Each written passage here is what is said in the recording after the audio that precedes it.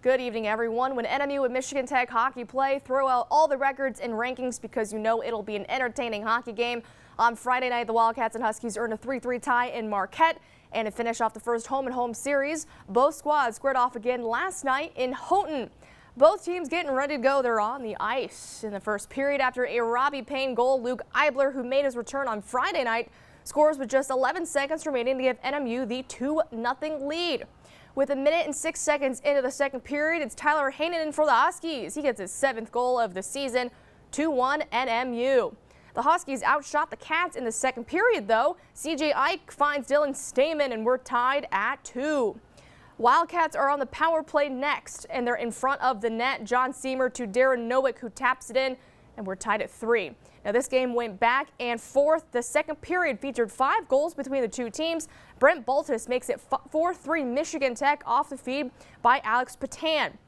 Wildcats know they need points, and Mitch Jones ensures NMU the chance to get either 1 or 2. He scores on the power play, and we're tied at 4. Let's go to overtime once again. It would be Jones playing the role of the hero. His slap shot is the game winner in overtime. NMU earns 3 points this weekend as they beat Michigan Tech 5-4 in OT. Matthias came back, and he's certainly our go-to guy. I was really proud of him tonight because, we gave up 4, and that's not great stats on a goaltender, but the key was he knew we had to. I told him after 2, I said, you shut the door and we're going to win this, and he did. Unfortunately, we didn't get the bounce or the break at the end. I thought we had a couple great ace scoring chances in overtime that I thought would end it, but I give our team credit. We hung in there, we got down, we dug ourselves a hole. We can't continue to do that. NMU travels to Alabama Huntsville while Michigan Tech hosts Bowling Green. Michigan Tech's women's basketball team entertained Ashland.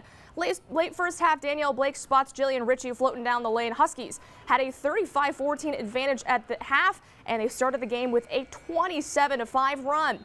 In the second half, good perimeter passing helps Tech here as Morgan Anderson connects with Kelly Guy, and the triple is true. 38-15 Michigan Tech. And the Huskies' inside game was also effective. Danielle Blake scores 16 points and 7 boards. Only 2 Huskies scored in double figures in the game, but that was not a concern. Carrie Gardner to Morgan Anderson. She hits the jumper, and she had 13 points. 10 Huskies contribute in the point column as Tech cruises to a 63-39 victory, the lowest point total for the Eagles in nearly 5 seasons. Let's go back to Marquette, where the Wildcats, their head coach Troy Mattson back on the sidelines, but he did see his star player Alyssa Cola sprain her right ankle in the first half. She's on the bench, but her sister Ashley scores off the inbounds pass. NMU up 55-28 over Lake Erie in the second half. Then Kayla Gabor for the Storm knocks down the triple from the top of the key to give them some points back.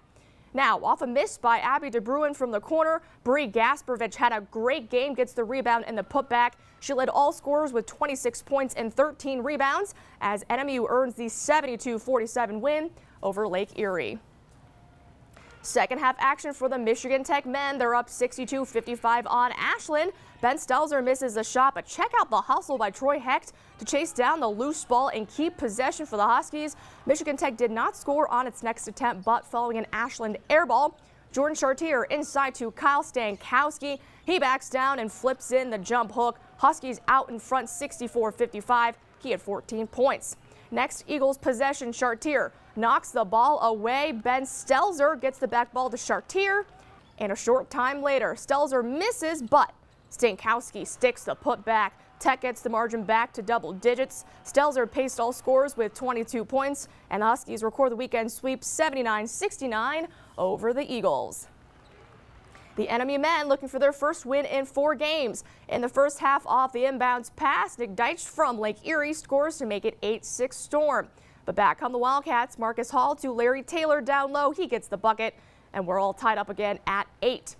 Then it's Taylor on defense. He gets the steal, goes down the court, kicks it out for Marcus Hall, who spots Alex Sorensen beneath the bucket. He gets 2 points.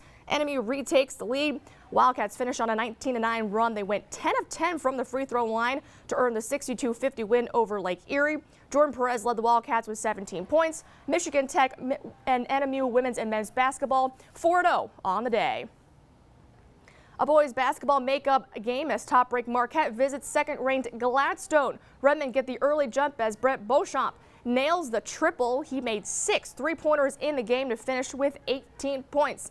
Next possession, Garrett Finkbeiner finds Connor Brazo in the corner for 3, and Marquette jumps out to a 9-0 lead. Next, the Redmen work it underneath to 6'10" Veas Grozoulis. He gets 2 of his 14 points and his usual double-double. Marquette up 11-0. Gladstone couldn't get much going in this one. Andy Olasek makes the three-pointer here, but Marquette still leads 24-11. Redmen go on to win the GNC contest 48-27 over Gladstone.